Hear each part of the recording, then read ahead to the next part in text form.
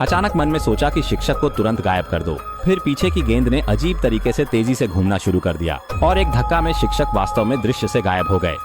एक नजर में शिक्षक हथौड़े के आकार में बदल गए। कुछ देर हंसने के बाद वे अंदर आए। कुछ कदम चलने के बाद कक्षा में शिक्षक उन्हें लगभग सलाद में पीसने वाले थे। कोई उपाय नहीं था।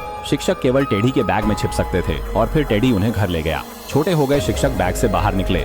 अगले दिन सुबह टेढ़ी को उनकी मेज पर कक्षा शिक्षक ने जगाया।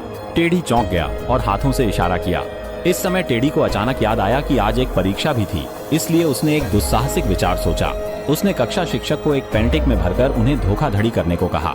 कक्षा शिक्षक सहमत नहीं होने पर विशेष उपाय अपनाएंगे। अनिच्छुक होकर शिक्षक ने अनुमति दी। परीक्षा जल्दी शुरू हुई। टेढ़ी ने प्रश्न पत्र पर तेजी से उत्तर लिखना शुरू कर दिया। पीछे के स्कूलबाज ने देखा कि वह होनहार छात्र हैं, इसलिए उसने अपने कुछ साथियों के प्रश्न पत्र दे दिए।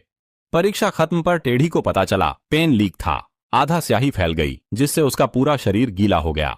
उसने खिलौने की दुकान जाकर शिक्षक के लिए डॉल के कपड़े चुने, लेकिन इस समय सहपाठी लिसा पीछे आ गई। कक्षा शिक्षक केवल एक मूर्ति की तरह बने रहे और हिलने डुलने से इनकार कर दिया। खरीदने के बाद दोनों दरवाजे से अलग हो गए, लेकिन कुछ ही मिनट में लिसा फिर से पीछा करने आई।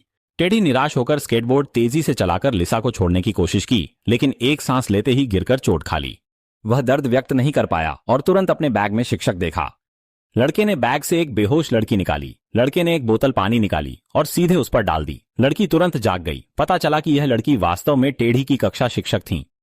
इस समय सहपाठी लिसा दौड़कर आई और कक्षा शिक्षक के छोटे होने का रहस्य जान लिया। उसने एक टिश्यू ली और शिक्षक की नाक में लगा दी। यह थोड़ा हास्यास्पद था। फिर टेढ़ी ने कक्षा शिक्षक को एक पूरी यूनिफॉर्म पहना दी। संकट के समय टेढ़ी और लिसा ने कार्रवाई की। लिसा ने स्कूलबाजों का ध्यान खींचा और टेढ़ी चुपके से अंदर घुसा। उन्होंने शिक्षक बचाया, जबकि शाबा के पिता और प्रधानाचार्य स्कूल बेचने की तैयारी कर रहे थे। बानफुलेन के पास महत्वपूर्ण था। टेढ़ी पुरानी कक्षा में वापस गया, आशा करता कि प्रधानाचार्य शिक्षक लौट आएंगे, लेकिन उन्होंने प्रतिक्रिया नहीं दी और अंदर आ गए।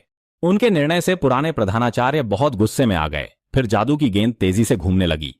एक धक्का में प्रधानाचार्य भी छोटे हो गए और कक्षा शिक्षक के साथ तहखाने में गिर गए। स्कूलबाजों ने यह खबर सुनकर दौड़कर आ गए और तहखाने में प्रवेश करने का निर्णय किया।